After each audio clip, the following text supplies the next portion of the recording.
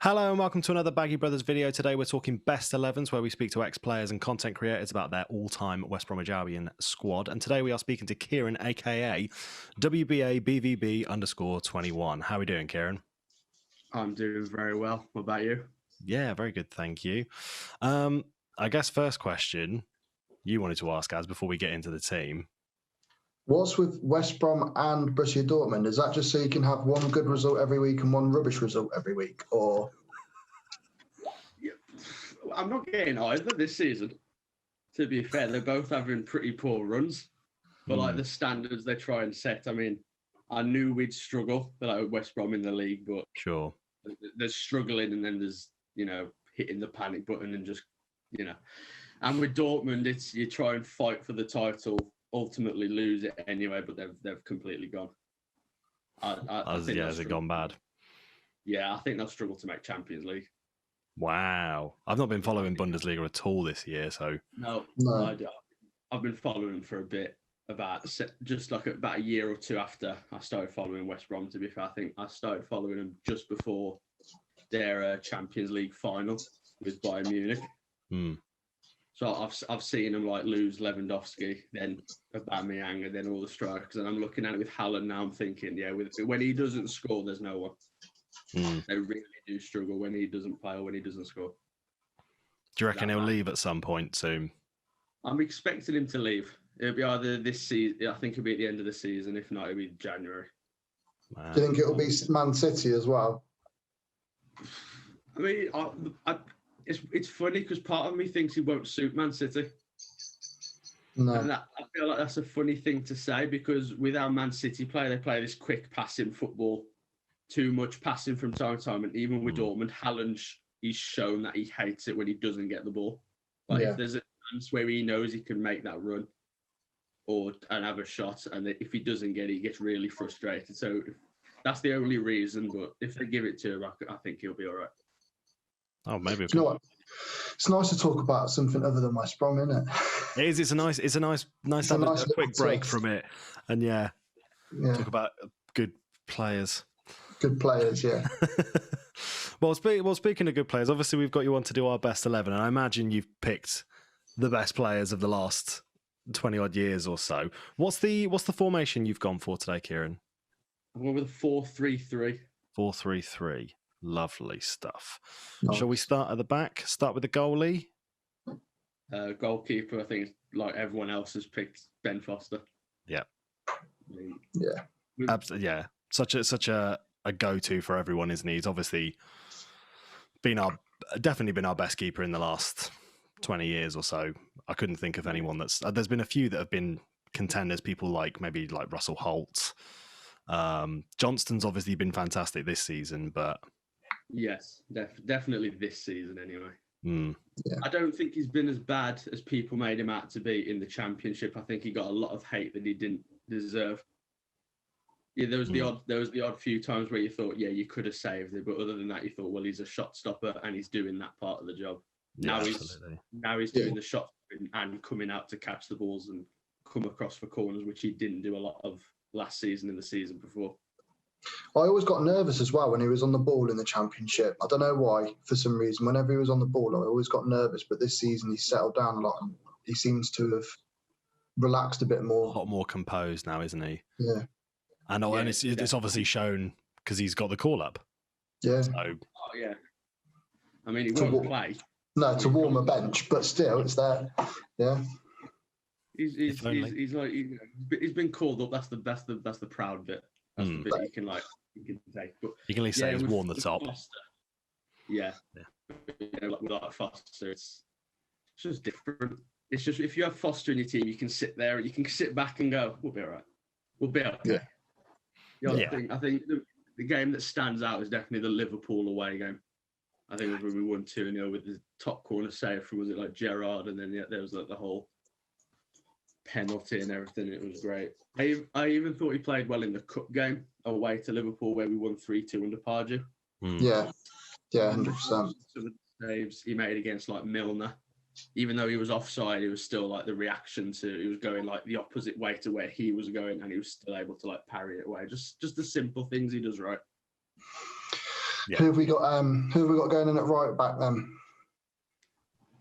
Right back, I found really difficult because I haven't really liked any of the right backs we've had. I mean, No. I'm a fan of Furlong and O'Shea when they play there, definitely. I was a fan of Holgate, but I don't think you can put them in it when they've only been there like a year and a half, and Holgate was only 6 months. So I went with Stephen Reid. Good choice. That's a great choice. The old guard shoved in there because I didn't mind him. Again, he was just another standard player. He's another one of them. He does the job. Yeah. He's not too flashy. He doesn't make too many mistakes. He does the job. He does what you need him to. Yeah, positioning wise, he was brilliant, wasn't he? He obviously didn't have the pace when he was with us once he formerly did. But yeah, like you say, positioning wise, he was brilliant, wasn't he? Just knew where to be at the right time. Yeah, it's just that experience. Experience, and I think he used to play in midfield as well. So I think he occasionally did like that CDM role, didn't he? Yeah, so if you needed him a bit further up, you could afford to put him there because again, he has the experience to play both parts. Yeah. Yeah, he's suited. That's a good choice. Yeah, solid choice. Who have you gone for first choice of centre backs? Because obviously we've had some good ones in the last couple of years. Yeah, have them. Before I go on to centre backs, I do just want to point out that a lot of other content creators you've had on, I've all shoved in Brunt and Morrison some way, somehow. I'm just going to throw out there they didn't actually come close to making my all-time 11. Yeah, I know. Wow. Yeah, they did. I didn't get to like a point in my midfield or even my winger and think, yeah, Brunt could go there straight away. I was like, I know who I'm having. And I shoved them both to one side. But I mean, I've got to commend you for it. And it's because it's brave. It is brave, and it's quite nice as well. Because obviously, talking about the same players over and again, it's quite hard to do, isn't it, Dan? And like, there's only so many things you can think of differently in your head. So, no, it'd be something different. Yeah, I mean, I've tried my hardest to try and go for like my own opinion plus facts on how good they were in a sense, like mixed it up quite a bit. But for both centre backs, I went with the first one, Macaulay. Sure. I mean, it's another obvious one.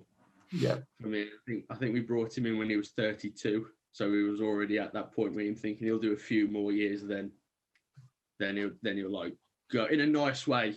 You know, he'll leave. He'll like again come in, do the job, and then go. But we had him on a free.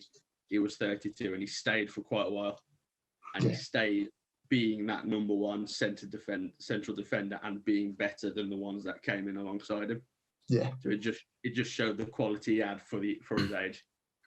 Well, I think the funny thing with Macaulay as well, because obviously a lot of players, they start their professional career arguably around sort of 16, 17, 18. But I think he actually had quite a late start to everything. I think he didn't really play his first professional football matches until he was early 20s. Even though it's only like a couple of years, but I think that obviously gave him the edge up. So when we got him at 36, 37, he was just Mr. Reliable all the time.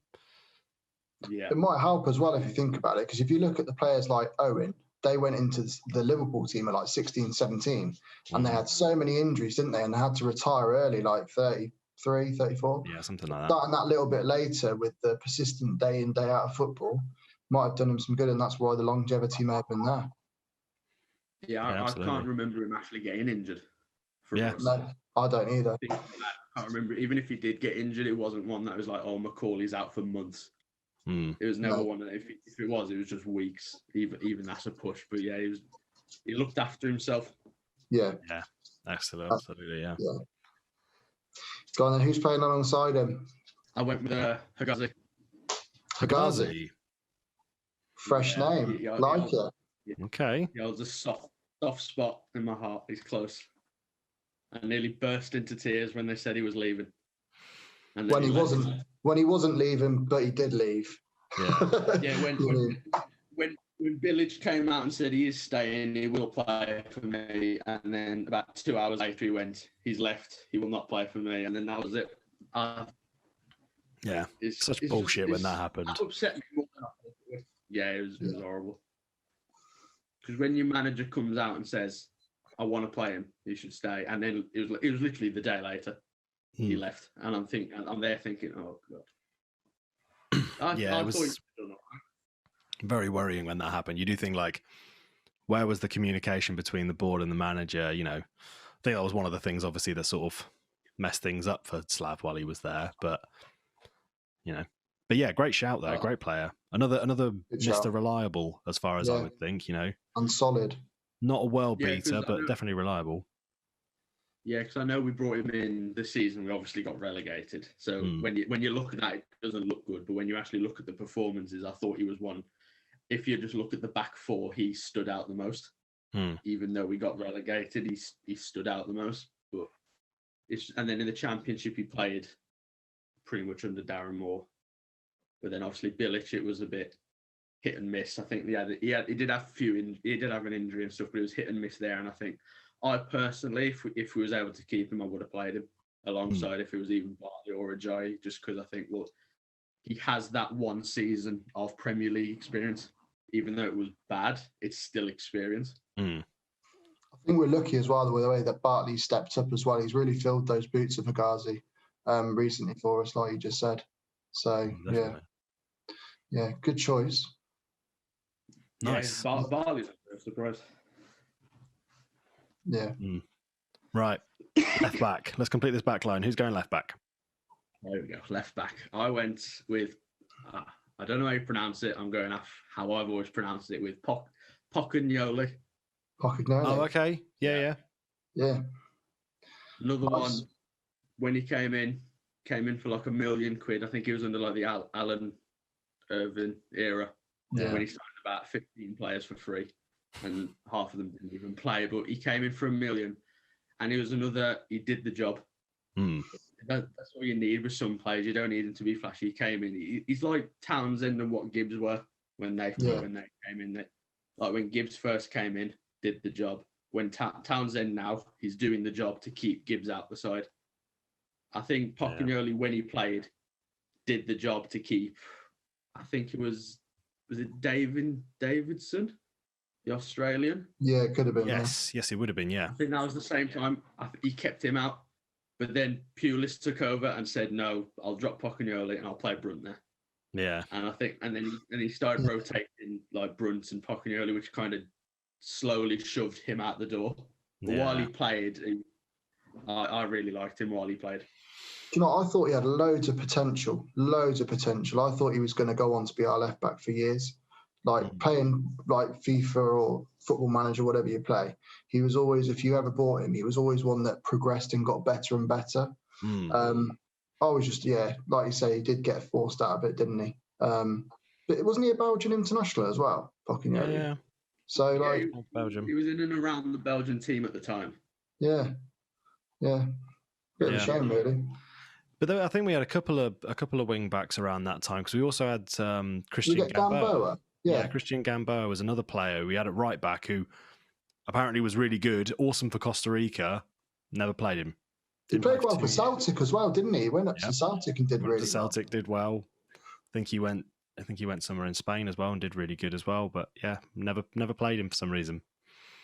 There was a lot of players we had in that window where there were players you'd never heard of, and we had them for free transfers or on loan, and they'd play 1 or 2 games.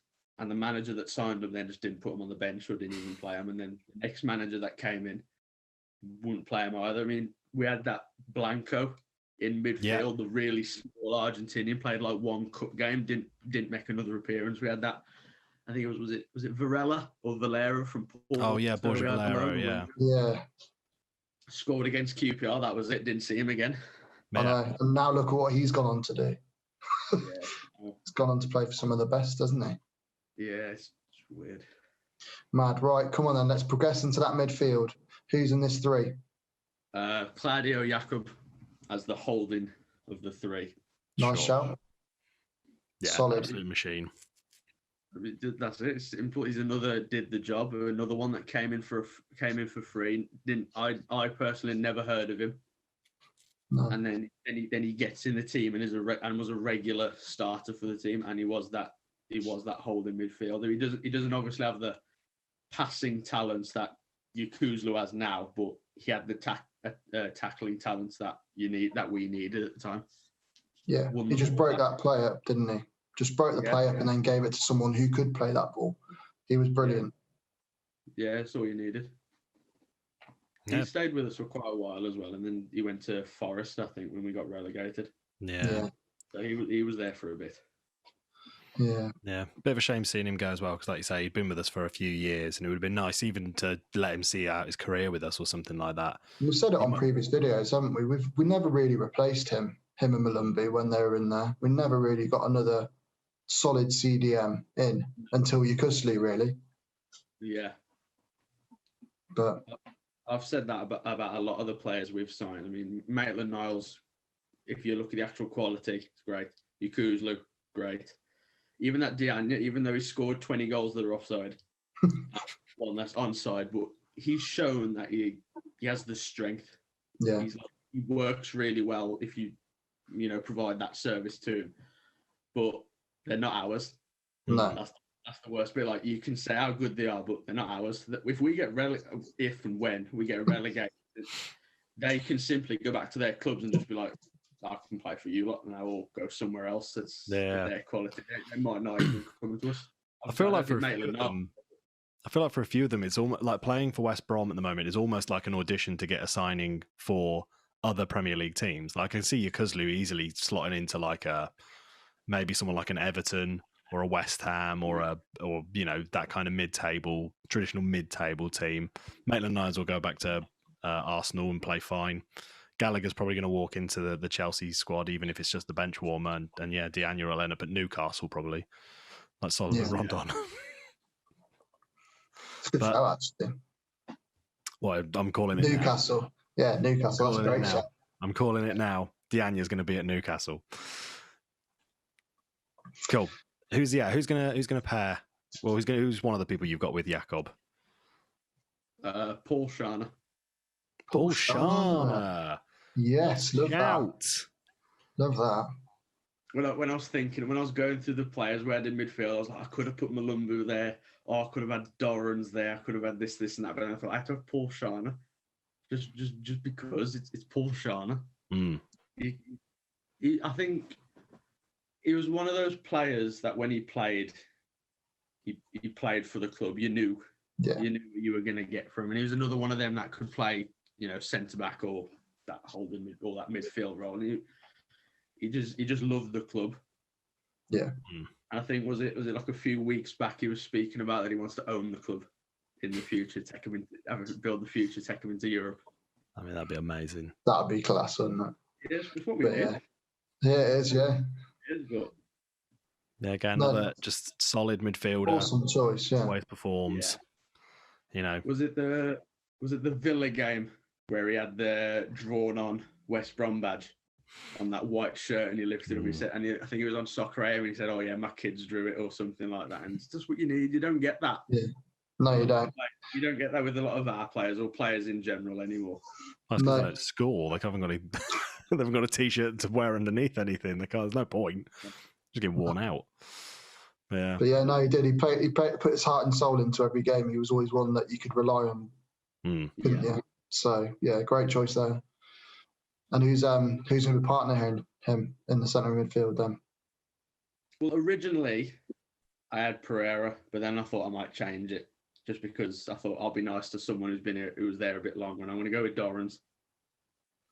Nice choice. Top shout. And that's mainly because Dorrans was the first player I actually ever learned to play for the Albion when I first started supporting them. Right. So again, I kept him quite close. And he was another player that when he left, I expected him to leave, but at the same time, I was upset when he left. But luckily, he's still playing. I think he's in the Australian League. Yeah. So with Simon Cox, another ex-player. I know. Yeah. Another former Albion player. They just went, yeah, you can leave now. Go on. Yeah. No, that's a solid choice. That championship season for me, he was just unreal in that one season, wasn't he? Just untouchable. He'd just shoot from anywhere. It would go in. His passing was unreal. He was just class in that season. Yeah. Yeah, too good. I think we played with the championship season before we got promoted in, was it 2010-11? I think we played Barnsley at home and we drew 1-1. Yeah. That was my first game I went to. Oh, right. I'd been up the ground before and stuff, but like that was like the first game I'd been to, and I think he scored, or he was at least in the celebration at the time. And I was about 2 or 3 rows away from where he threw his shirt into the crowd. Oh, nice. I was just a couple rows behind. I was like, I was so close. So close. Getting ready to start fights with people in wheelchairs. Just give me that t-shirt. Yeah, I was ready for it. I'm like that now. When I go, we sit about 10 rows from the front. All the people in wheelchairs and crutches come past. I'm like, get out. Nice. Cool. Right, your front three. Should we go right to left? Can do. Yeah, who's going right wing then, I guess, or right attacker? I went with Odom Wingy. Okay. Nice choice. He was one of those players he liked to cut in.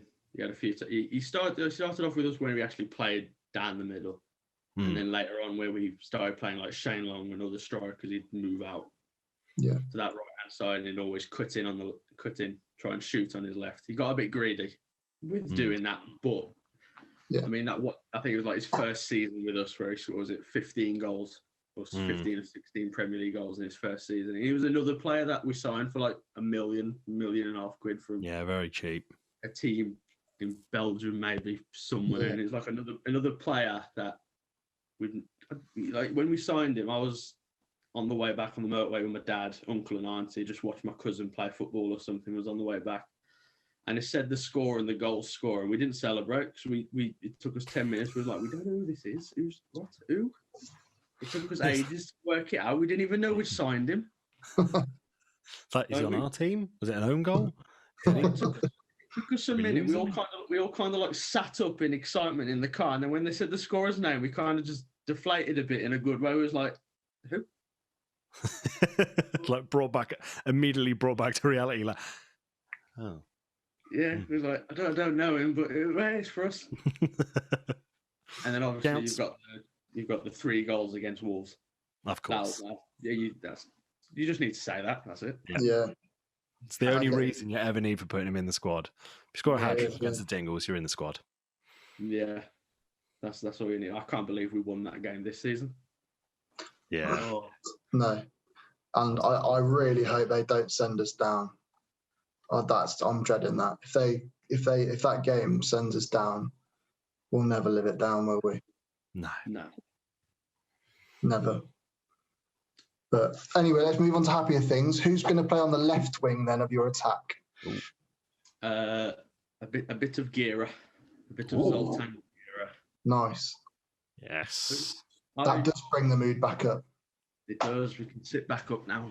Yeah. Sit in the chairs. But I mainly watched him in his second spell. At Albion. He was like I just missed his first spell. Yeah. But obviously I knew about him.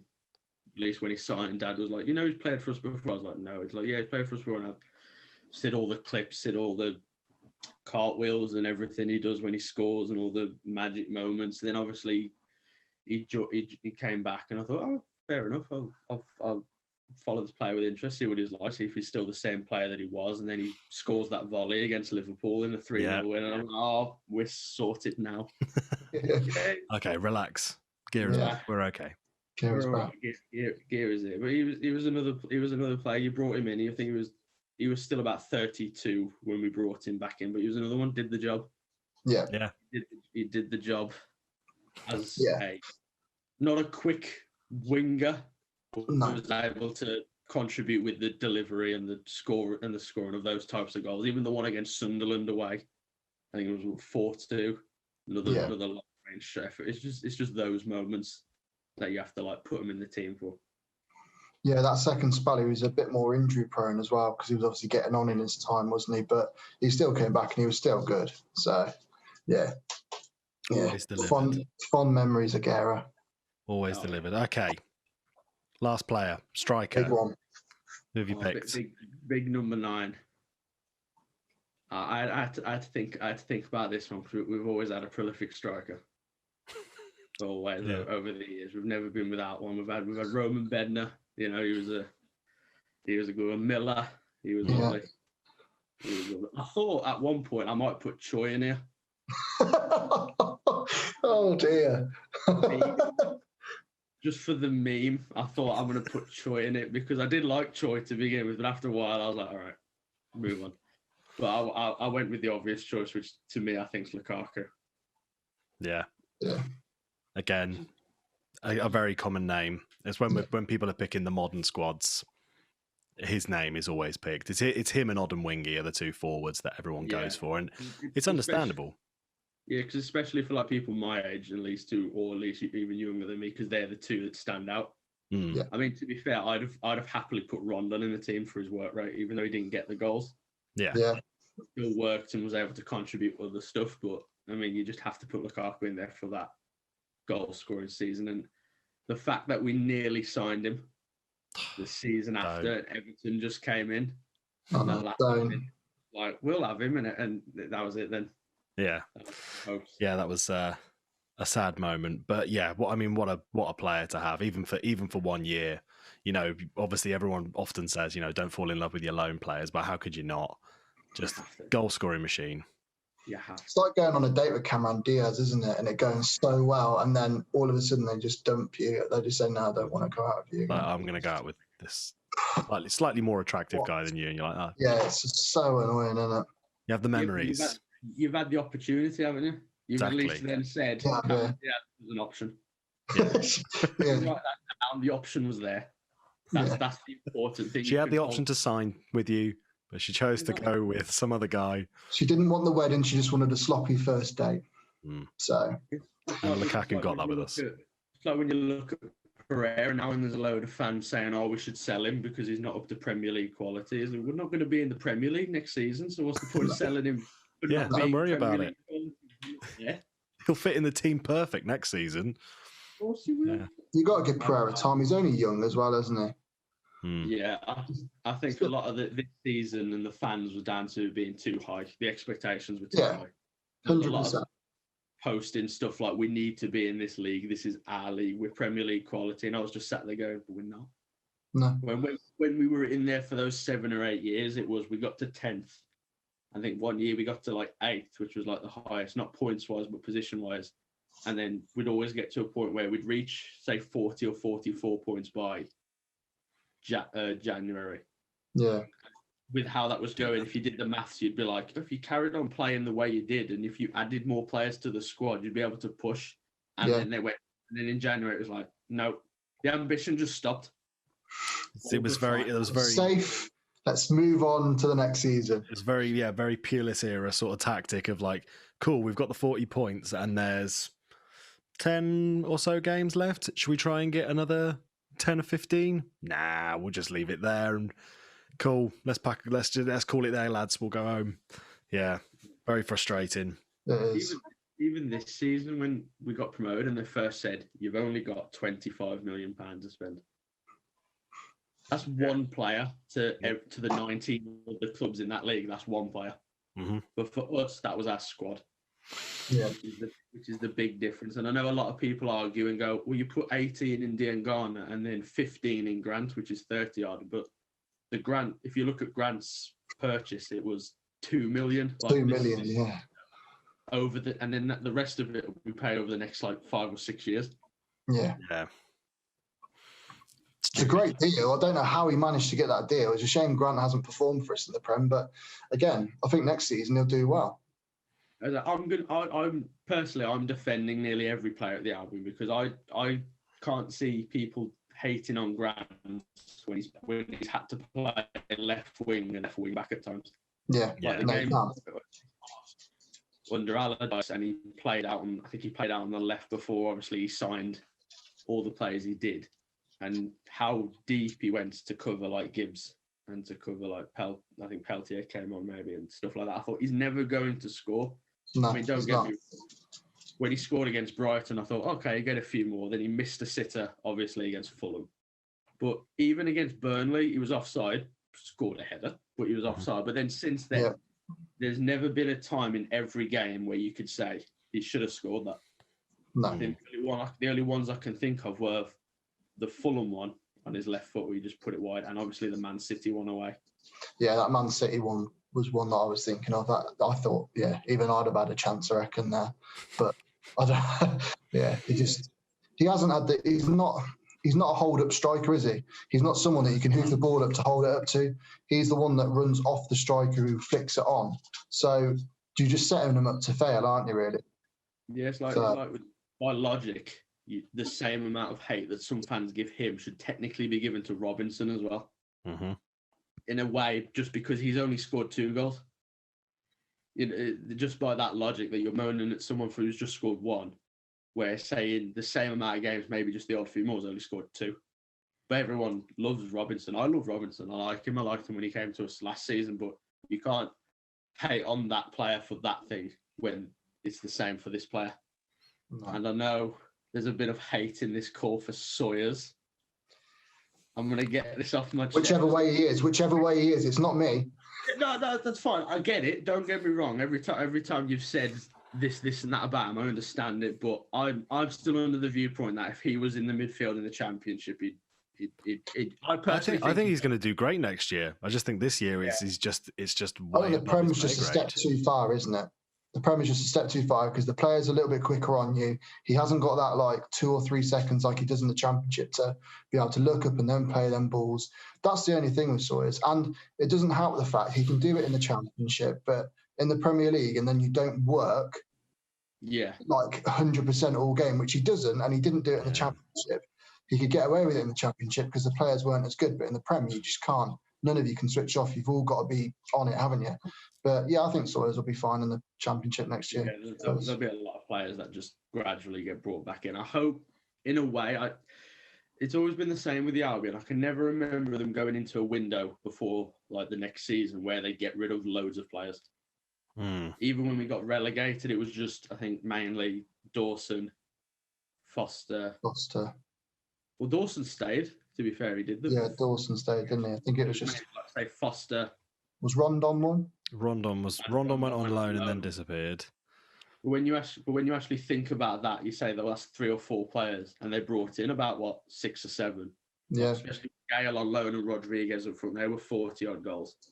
Yeah. Last season, we didn't replace them goal wise, but yet we ended up scoring more goals as a team anyway. And it's just those weird things. So hopefully, if we get relegated, hopefully we don't lose the players we signed this season. Yeah. I think Johnston will leave. I think he will. Probably. Apart from that, I don't think there's any other players in that team that you can actually say, yeah, they're guaranteed to leave. Yeah. No, I think the only one that could come close to it is maybe a Jay. He might attract some mid-table clubs. But yeah, apart from that, no one's really shone, have they? No, one's stood. No. I'd be surprised if the odd few left. I mean, Diangana might leave. Just because he's not playing. He's been shut out completely. I think that depends on the manager, doesn't it? Who's managing it next year with Diangana? Yeah, I mean, I think that's the hardest part, the manager. Once that's sorted. That's another video in its own. I'll tune in for that one. I hope it's like an hour long and you have a list of everyone you don't want and everyone you want, and then everyone the Albion will get that's not on either of those lists. Yeah. Who we want, who we don't want, who we'll end up with. Yeah. Yeah. Absolute nightmare. If you had to pick one of the members of your 11 to play with the current West Brom squad, who would you chuck in the mix? Who do you think would save the season for us? I was going to say God, but I don't think God's enough starting 11. I don't think you picked him. I don't think I put God down. No, you missed out to. Oh no, you did put God in. You put Macaulay in, so it's all good. Put Macaulay true. To be fair, I wouldn't put a defender in. I'd go with Lukaku just because we haven't scored as many goals. I mean, I think everyone else is doing their job. It is just the forward line that's the real struggle. Offside line. Work on offside lines. Yeah. Just knowing the differences. I do feel sorry for him. But the whole Everton one and it's just a shame. Yeah, really, because you can see he wants to score, but then it's like. But yeah, you see it in Dianya's face. Obviously, when he's if he's playing really well and he's getting in those positions. Like the first game we had him, I was thinking The prayers are answered. We've got the guy. This is it. We're sorted. And he was whipping in the crosses. He got the assist. And then the next game, he scored against United. And you're like, this is amazing. And then, yeah. Classic West Brom signing. It's the service. I mean, there's a lot of times where I watched games and I thought, oh, you've put a cross in and it's gone miles over. It's just flew. It's gone to someone else. And then there's been other times where he's had a go at the other players because he's saying, I want it now and you're taking too long. It's just that it's those fine moments, and that's the issue, I think. Yeah, it's the fine details in the Prem. That's what saves you, doesn't it? Yeah, it's the issue. What saves you. Well, there we go. Well, thank you very much, Kieren, for coming on and chatting with us. Obviously, thank you for picking your best 11. Best place for people to find you would obviously be over on Instagram, wouldn't it? On the WBA BVB_21. If you've enjoyed the video, obviously, please click subscribe and like because those things help us out. We'll make sure all the social links are on the screen, and we will see you next time. Cheers, guys.